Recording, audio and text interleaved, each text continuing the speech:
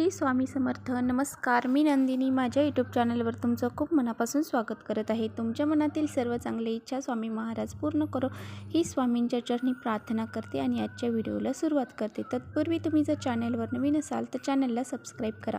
त्याचबरोबर शेजारचं जे bell आयकॉनचं button आहे ते प्रेस करा, जेणेकरून मी जेव्हा नवीन व्हिडिओ अपलोड करेन त्याचं नोटिफिकेशन तुम्हाला मिळेल आणि तुम्ही एकही व्हिडिओ मिस करणार नाही. तर चला करूया व्हिडिओला सुरुवात. आज आहे संकष्टी चतुर्थी आणि आज बुधवार देखील आलेला आहे.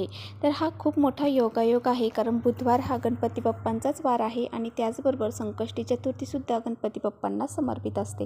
त्यामुळे पहा, या दिवशी आपल्याला आपल्या मुलांसाठी कापरासोबत अशी एक वस्तू जाळायची आहे, ज्यामुळे सर्व दोष अडचणी दूर होतील आणि अभ्यासामध्ये, नोकरीमध्ये, व्यवसायामध्ये मुलांची खूप सारी प्रगती होईल. इतका हा प्रभावशाली उपाय आहे. त्यामुळे हा उपाय मी तुमच्याशी आज व्हिडिओमध्ये शेअर करणार आहे.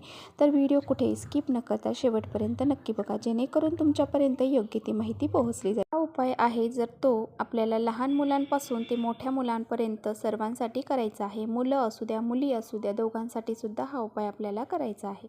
आपल्याला माहीतच आहे, लहान मुलं ही थोडीशी जरी नजर लागली की लगेच आजारी पडतात, चिडचिड करतात. तर पहा, लहान मुलांमध्ये ह्या गोष्टी होत असतात, कारण लहान मुलं हे गोजिरवाणे आणि साजूक असे दिसत असतात. त्यामुळे त्यांना आईवडिलांचीच खूप सारी नजर लागली जाते आणि बाहेरचं जर कोणी आलं तर मग अजूनच त्यांना नजर लागली जाते आणि यामुळे मुलं खूप चिडचिड करतात, किरकिर करतात.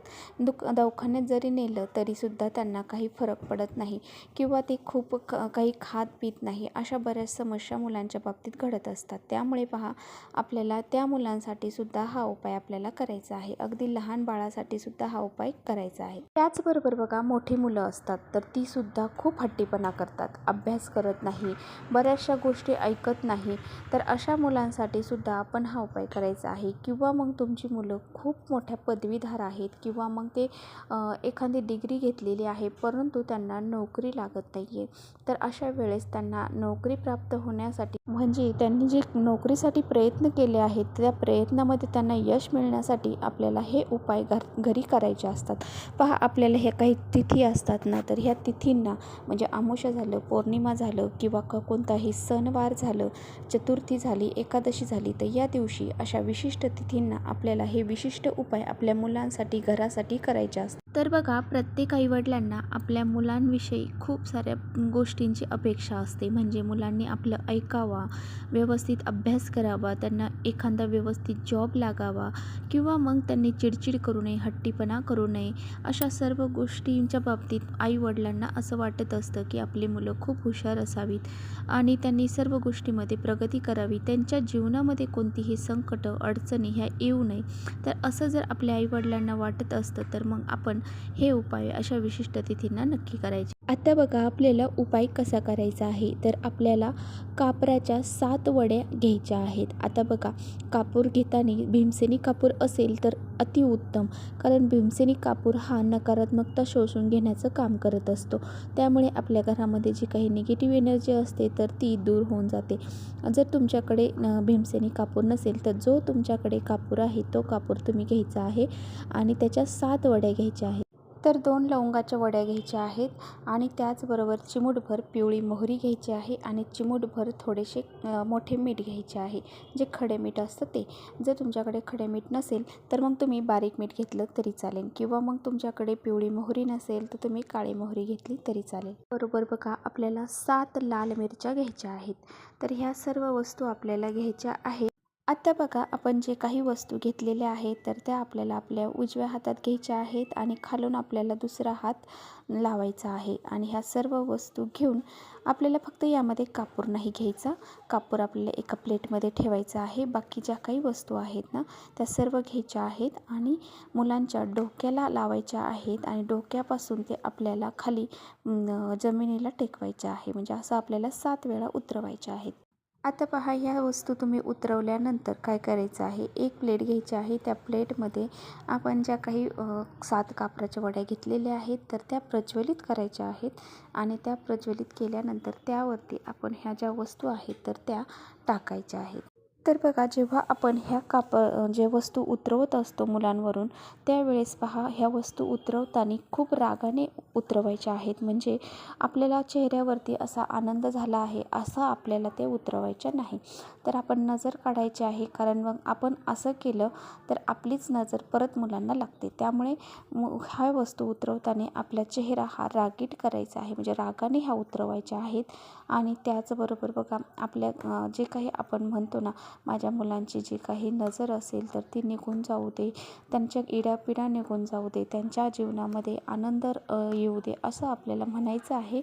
आणि ही नजर 7 वेळा उतरवायची आहे. आणि त्याचबरोबर आपल्याला एका प्लेटमध्ये कापराच्या वड्या घेऊन ह्या सर्व गोष्टी जाळायच्या. ह्या गोष्टी केल्यामुळे बघा, मुलांचे सर्व दोष, नजर दोष असतील, काही त्यांना अडचणी असतील, काही संकट असतील, ते सुद्धा दूर होऊन जातात. आणि त्यांच्यामध्ये जी नकारात्मकता आहे किंवा मग आपल्या अवतीभोवती जी नकारात्मकता आहे तर ती सुद्धा नष्ट होऊन जाते. अभ्यासामध्ये, नोकरीमध्ये, व्यवसायामध्ये त्यांची प्रगती होत असते, त्यांना यश संपादन होत असते.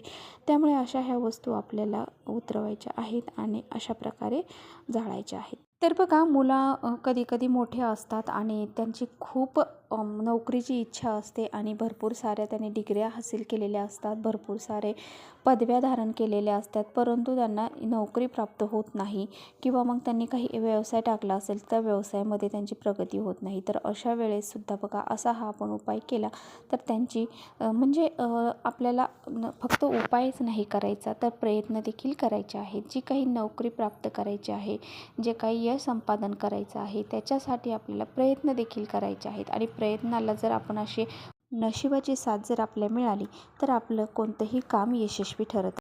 आता बघा, असं असतं की कधी कधी आपले जे शत्रू असतात तर ते सुद्धा आपल्या घरावरती नजर लावत असतात. म्हणजे ते खूप प्रयत्न करतात की आपल्याला कोणत्याही कामामध्ये यश न मिळावं, आपलं कधीच चांगलं नाही व्हावं, असा प्रयत्न आपले जे शत्रू असतात ना ते नक्की करत असतात. त्यामुळे त्यांचे असे काही प्रयत्न आहेत तर ते आपल्याकडून निष्फल व्हावेत, यासाठी आपल्याला हे असे उपाय करायचे असतात. म्हणजे बघा, आपण एखादं महत्त्वाचं काम करत आहोत आणि ते काम कसं आपलं म्हणजे पूर्ण होण्यास येतं आणि लगेचच ते मध्येच आपल्याला असं समजतं की ते काम आपलं पूर्ण होणार नाही. म्हणजे पहा, यामध्ये सुद्धा जे काही शत्रुदोष असतो त्याचासुद्धा खूप मोठा वाटा असतो. त्यामुळे असे शत्रुदोष, नजरबाधा या गोष्टींमुळे आपल्या घरामध्ये ज्या काही महत्त्वाच्या गोष्टी आहेत तर त्या होत नाहीत, आपल्या मुलांची व्यवस्थित कामे होत नाहीत. त्यामुळे असे हे उपाय आपण करायचे आहेत.